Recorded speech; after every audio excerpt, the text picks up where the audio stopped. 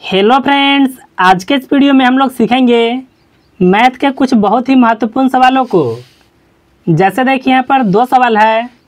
पहला सवाल में आपसे पूछा जा रहा है सबसे बड़ी संख्या कौन है, तो आखिर इसमें आप इसको कैसे बताएंगे।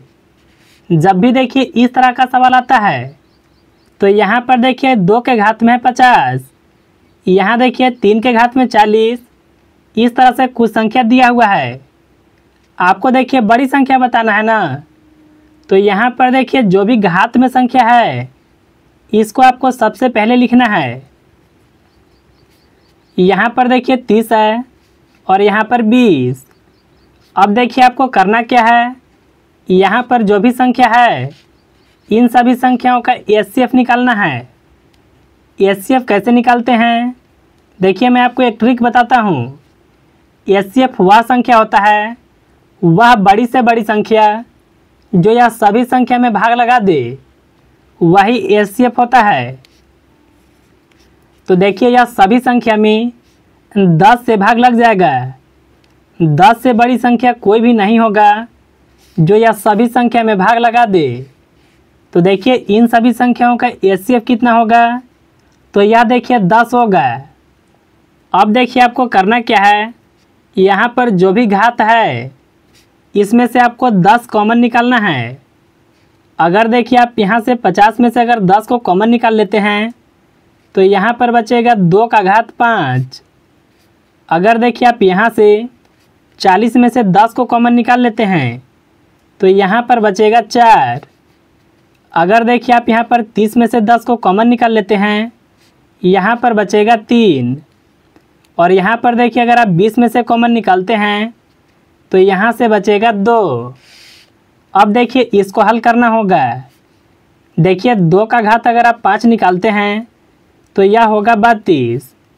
अगर देखिए 3 का घात 4 निकालते हैं यह होगा 81। 4 का घात 3 यह होगा 64। 5 का घात 2 यह होता है 25। तो देखिए इन सभी संख्याओं में बड़ा संख्या कौन है, तो यह देखिए 81। देखिए यह जो संख्या था यह 3 का घात वाला था, यानी देखिए इन सभी संख्याओं में सबसे बड़ी संख्या कौन है, तो देखिए 3 का घात 40 यह सबसे बड़ी संख्या होगा। अगर देखिए सबसे छोटी संख्या पूछा जाता तो वह देखिए 25 है ना, यह देखिए 5 का घात वाला है, यानी देखिए 5 का घात 20 यह सबसे छोटी संख्या होगा। अब चलिए हम लोग सीखेंगे कि अगर इस तरह का सवाल आ गया तो इसको हम लोग किस तरह से हल करेंगे। देखिए सभी जगह पर 2 का घात 20 है। जब भी देखिए इस तरह का सवाल आता है तो यहाँ पर देखिए आपको कॉमन संख्या को निकालना होगा। सभी जगह पर सेम है ना, तो देखिए हम लोग 2 का घात 20 को कॉमन निकालेंगे।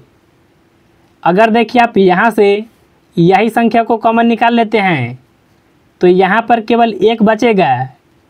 इसी तरह से देखिए 4 जगह पर है तो चारों जगह पर देखिए 1 बचेगा।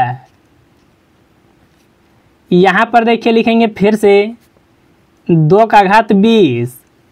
देखिए ब्रैकेट हटता है तो चिन्ह लगता है गुना का। यहाँ पर देखिए जोड़ने पर होगा 4। देखिए आप 4 के बदले यहाँ पर देखिए सबसे पहले यह संख्या को लिख लेते हैं। आप 4 के बदले 2 का स्क्वायर लिख सकते हैं। देखिए आप लोग घात और घातांक में सीखे होंगे, जब भी आधार सेम होता है तो आधार को लिखते हैं, लेकिन गुना में घात आपस में जुड़ जाता है। 20 और 2 को जोड़े यह होगा 22, यानी देखिए यह सवाल का सही आंसर 2 का घात 22 होगा। चलिए हम लोग एक सवाल को और भी बनाते हैं। देखिए यह सवाल में अधिकतर लोग गलती करते हैं। जब भी देखिए इस तरह का सवाल आता है तो यहाँ पर देखिए 22 में 11 से भाग लगाना है ना। अधिकतर लोग देखिए इस तरह से हल करते हैं। यहाँ पर देखिए का है और यहाँ पर 2, भाग लगाने पर होगा 2, का मतलब होता है गुना, और यहाँ पर देखिए 2 है, 2 से गुना 2 में करें यह होगा 4। अगर देखिए आपका भी आंसर 4 है तो यह गलती होगा। क्योंकि देखिए इस तरह के सवालों में बोडमास का नियम लगता है। देखिए बोडमास का नियम होता है, यहाँ पर देखिए हम लोग सबसे पहले समझते हैं, बी का मतलब होता है ब्रैकेट, इसको हिंदी में कोष्ठक कहते हैं। ओ का मतलब होता है ऑफ, इसका मतलब होता है का। डी का मतलब होता है डिवाइड, एम का मतलब मल्टीप्लाई, ए का मतलब ऐड और एस का मतलब होता है सब्ट्रैक्ट या फिर सब्ट्रैक्शन। तो यहाँ पर देखिए का भी है और भाग का चिन्ह भी है। तो देखिए बोडमास के नियम के अनुसार सबसे पहले का काम होता है। तो यहाँ पर देखिए हम लोग सवाल को लिख लेते हैं 22 भागे 11 और देखिए यहाँ पर का में है 2। तो देखिए हम लोग सबसे पहले का काम करेंगे। का मतलब होता है गुना। तो यहाँ पर देखिए सबसे पहले 22 को लिखेंगे। यहाँ पर देखिए भाग है ना, 11 से गुना 2 में करें, यह होगा 22। अगर देखिए आप 22 से 22 में भाग लगाते हैं तो यह लगेगा एक बार में। तो देखिए यह सवाल का जो सही आंसर होगा वह 1 होगा। तो देखिए इस तरह से आप बिल्कुल आसानी से जो गणित का इस तरह का सवाल होता है इसको आसानी से बना सकते हैं। तो मुझे उम्मीद है कि आप बिल्कुल आसानी से समझ गए होंगे।